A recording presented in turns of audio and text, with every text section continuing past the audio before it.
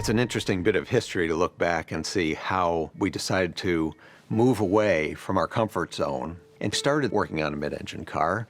I think a lot of the leadership thought we want to go to mid-engine because it's cool, because the most exotic sports cars in the world were mid-engine, but actually we were doing it because we felt like we were reaching the limit of our performance capability in the architectures that we had, and so we had to do something to move that forward. We put together the compelling arguments why it would make sense to at least study. We ended up presenting to a lot of top leadership to get a critical mass of them on board to say, you know what, these guys might be onto something. When I first heard that they were gonna make the new Corvette mid-engine, really it was a game changer. The easiest way to describe it in a single word would be frightening. It's a daunting responsibility. We've had such success, and here we are making this fundamental shift in the car that if we don't do right, we potentially do something terrible to this great legacy of a brand. We're bordering on 70 years of this vehicle.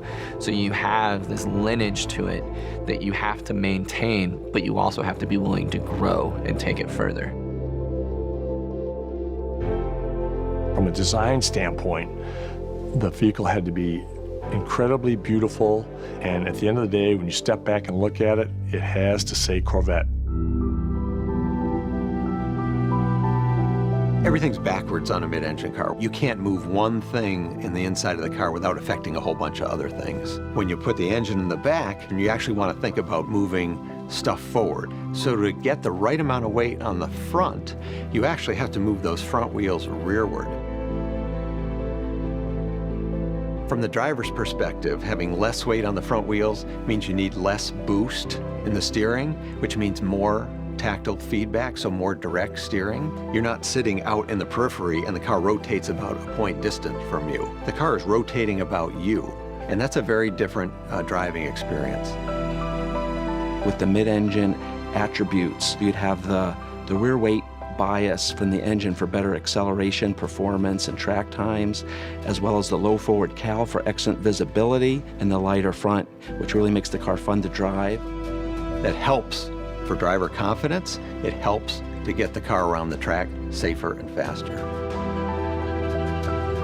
Corvette prides itself on being a very light, very stiff vehicle, and we from the beginning said we want to take the Corvette formula and apply all that goodness to a mid-engine architecture.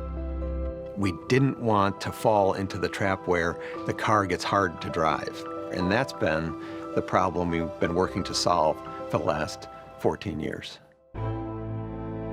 What we've developed is a car that really delivers that sort of balance between delivering a modern sports car driving experience and yet delivers the comfort, isolation, and the ability to drive the car on almost any road in any weather.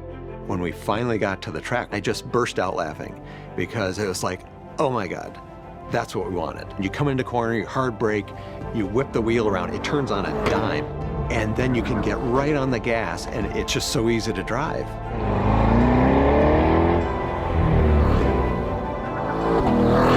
You could write a book about what Corvette means to all different segments of society.